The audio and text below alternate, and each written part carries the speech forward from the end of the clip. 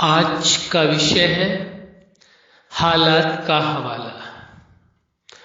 आप सभी अच्छी तरह से जानते हैं, समझते हैं, अनुभवी हैं और आपने दुनिया के लोगों को ये शब्द सुनते हुए भी देखा होगा कि ज्यादा से ज्यादा लोगों से जब आप बात करते हैं तो वो अपने हालात का हवाला देते हैं।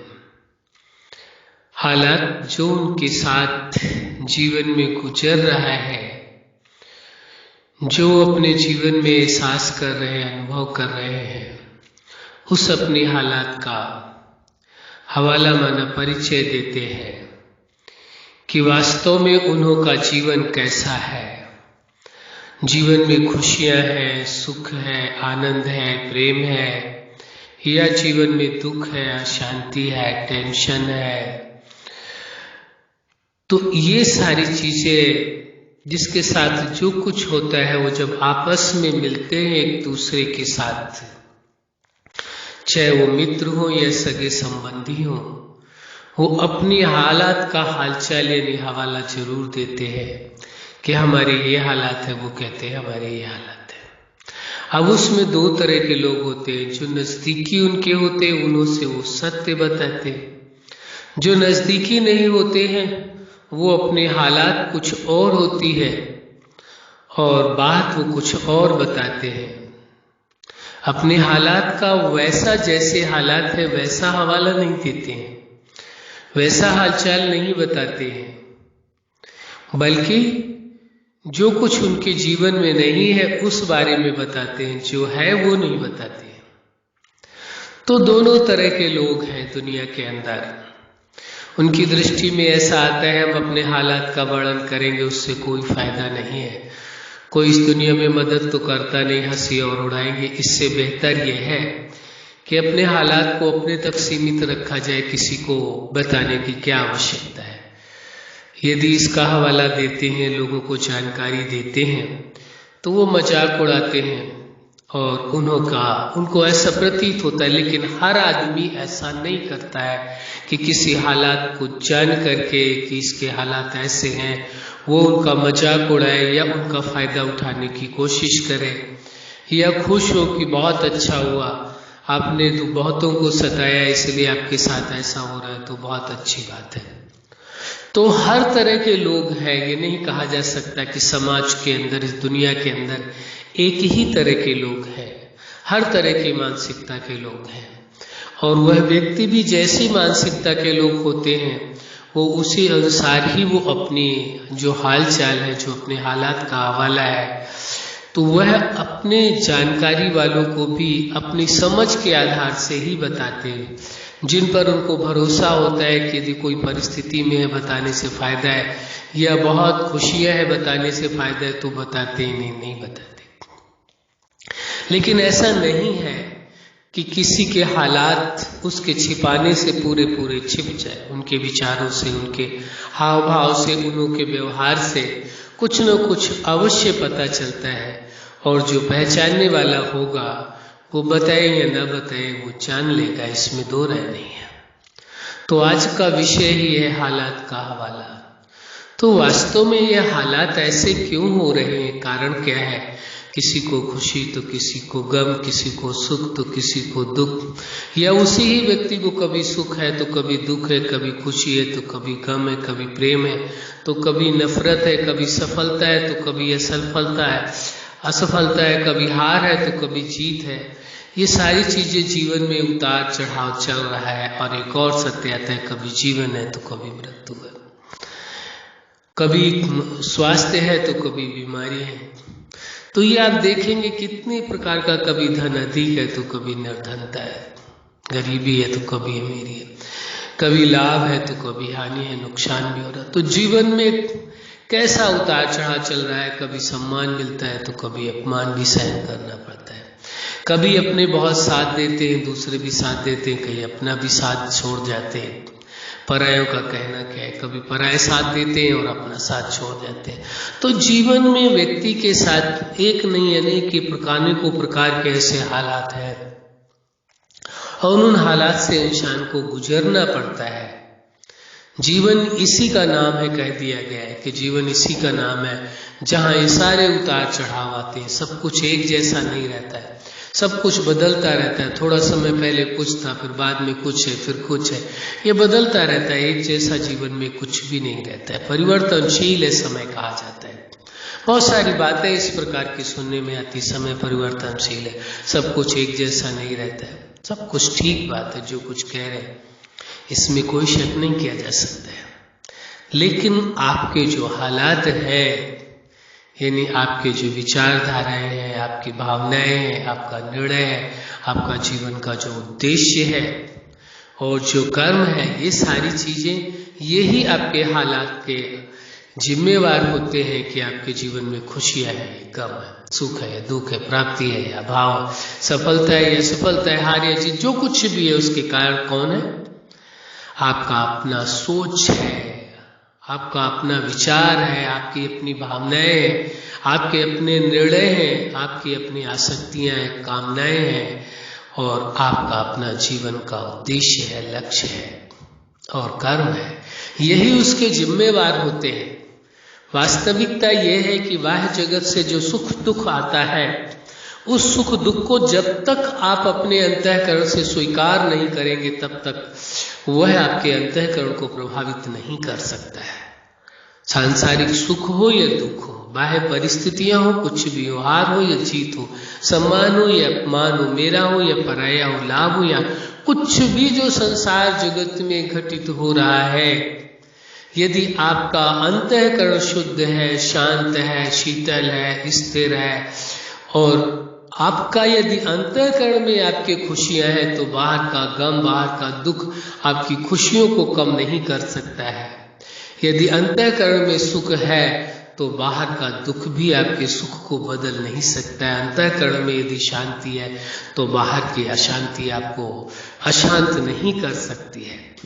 अंतःकरण में यदि प्रेम है तो बाहर की नफरत आपके अंदर प्रेम को नफरत में नहीं बदल सकती, क्योंकि ये सारी चीजें जब अंतःकरण के अंदर प्रविष्ट होती हैं, दुख है, अशांति है, टेंशन है, नफरत है, ईर्ष्या है, घृणा है, ये सारी चीजें जैसे प्रविष्ट करती हैं तो इनकी प्रवेश करते ही तभी अंतःकरण के हालात खराब होते हैं।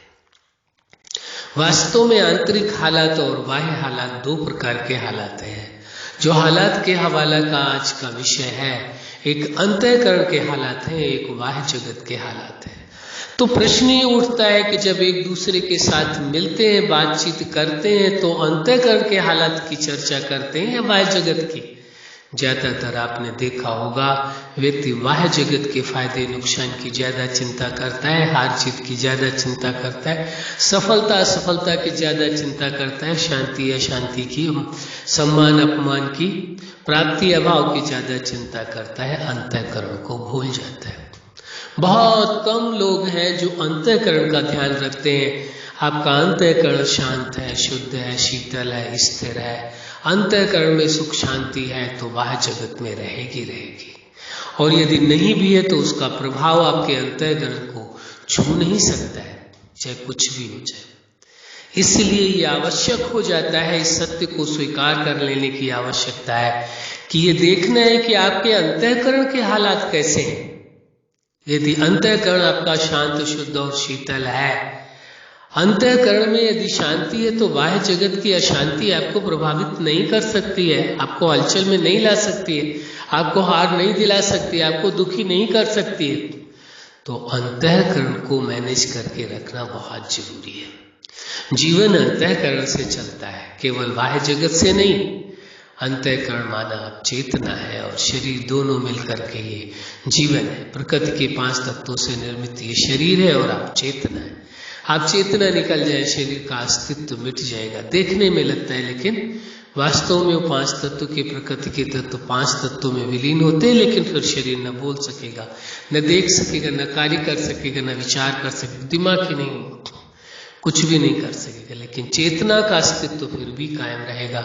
वो पुनः दूसरा शरीर लेने के बाद पुनः वो अपना जीवन प्रारंभ कर सकते हैं। लेकिन प्रकृति के 5 तत्व में विलीन हो जाते, फिर नए शरीर का निर्माण करते हैं। कितनी विलक्षण बात है। अंतःकरण आपका यदि शांत और शुद्ध है तो बाह्य जगत का प्रभाव आपके अंतःकरण में पड़ नहीं सकता है। अब अंतःकरण को ठीक रखना परम आवश्यक है, इसलिए विचारणीय विषय, इस सत्य को अच्छी तरह से समझ लेने की आवश्यकता है कि वास्तव में सच्चाई है क्या। जिस दिन आपने इस सत्यता को जान लिया, समझ लिया, अंतःकरण के हालात सुधार लिए, तो बाह्य जगत के हालात तो अपने आप सुधरते चले जाएंगे, बदलते चले जाएंगे। उसमें आपको परिश्रम करने की आवश्यकता नहीं पड़ेगी। और अंतःकरण जो आपका है, एक सत्य और स्वीकार करने की आवश्यकता है। उस जीवन दाता ने, जगत नियंता ने, उस सुप्रीम सत्ता ने आपके अंतःकरण को, यानी आप चेतना को अपने समान बनाया है, अपने समान शांत, शीतल, सर्वगुणों से संपन्न, सर्व अधिकारों से संपन्न, सर्व शक्तियों से संपन्न, सर्व कलाओं से संपन्न, सर्व प्राप्तियों से संपन्न और सामर्थ्यवान बनाया है। हर तरह से संपन्न बनाया है। ईश्वर के समान है, इक्वल टू गॉड है, उसने अपने समान बनाया है, साधारण नहीं बनाया है। जब वो सुप्रीम सत्ता ने, जगत नियंता ने, जीवन दाता ने अपने समान बनाया है, तो उसके समान उन गुणों का परम सुख, परम आनंद ले सकते। उसमें न किसी को श्रम करने की आवश्यकता है, न परेशान होने की आवश्यकता है, न किसी प्रकार का प्रयत्न करने की जरूरत है। केवल एहसास करने की आवश्यकता है, स्वीकार करने की जरूरत है सत्य को कि आप सर्व गुणों से, सर्व विशेषताओं से संपन्न है। जैसे ही आप स्वीकार करते हैं, आप उस संपन्नता का अनुभव करते हैं।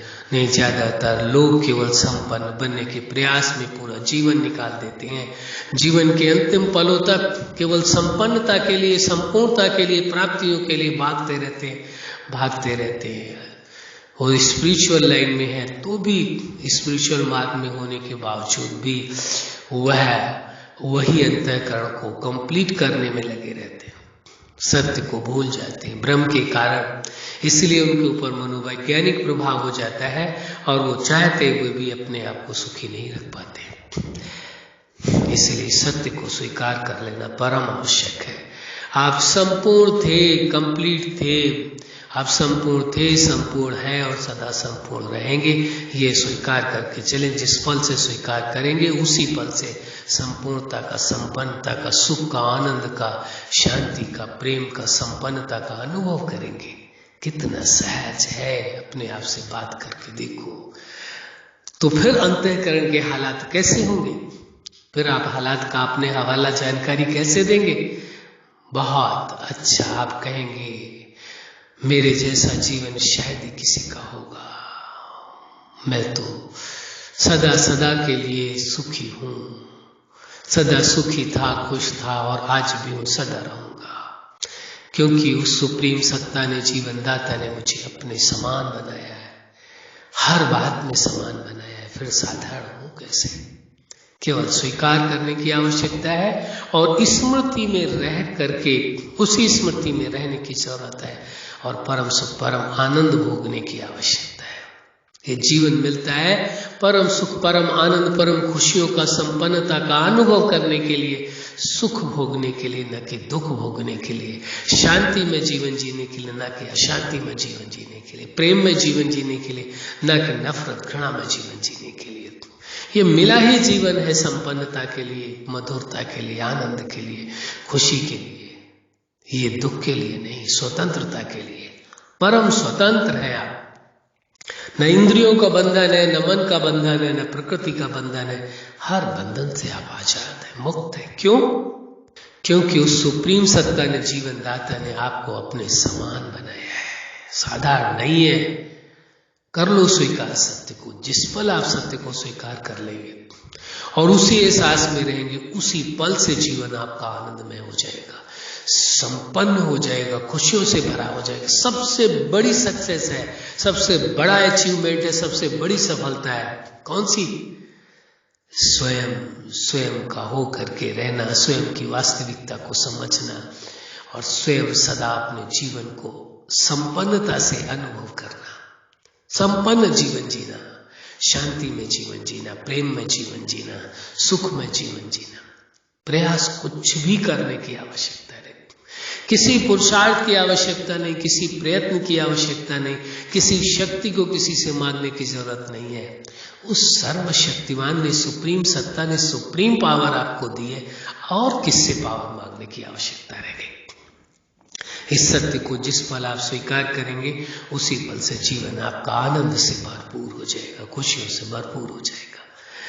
और हालात का हवाला कैसा देंगे, जिससे सुन करके भी लोगों को कैसा लगेगा, वो भी खुशी में झूम उठेंगे, वाह जीवन हो तो ऐसा हो। अच्छा, आप अपने जीवन में सफलता के शिखर तक पहुंचे। आज का विषय हालात का हवाला।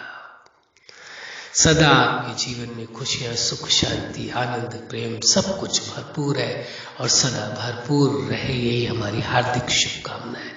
सदा खुश रहें, मुस्कुराते रहें। धन्यवाद।